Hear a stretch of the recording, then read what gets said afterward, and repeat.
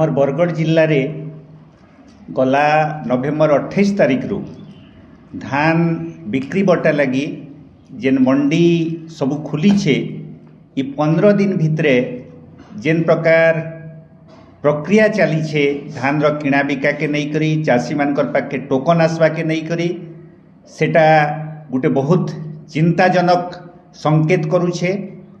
चाषी मानकर भितरे जेतकी धान बिकबार लगी रजिस्ट्रेशन करथिले सेमानकर भितरु प्रति पैक स्तर प्रति गाँ स्तर रे 30-35 भाग लोकंक पाखे टोकन आसीछे।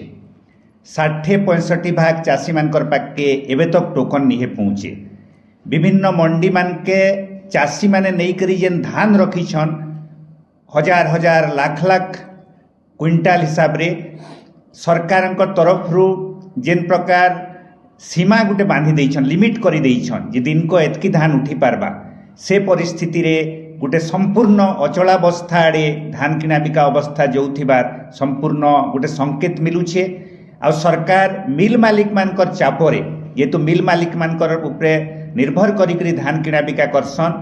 मिल मालिक माने प्रायतः मिल मान को नाई जीवार किंबा काँ भा किछि मिलर माने जोउछन किंबा ताकर एजेंट के पठौछन।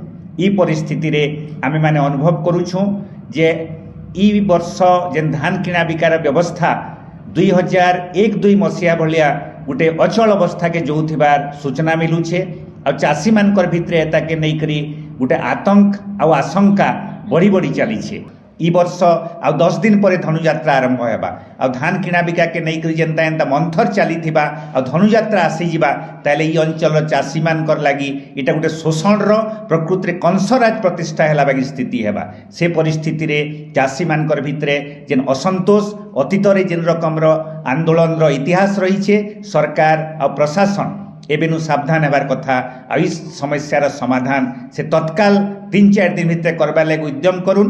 टोकन के नहीं करी और मिलर मानकर जेन मिल मंडी मान को नया आसबार कथा के नहीं करी तार गोटे स्थायी समाधान करुन। और चाषी मानकर धान के बेसी रु बेसी मात्रा रे किणबार ई भितरे पदक्षेप नौन ना हेले बड़ धरणर आंदोलन हेबा और जय किसान आंदोलन सेथिर लागि चाषी मान को प्रस्तुत करूछि।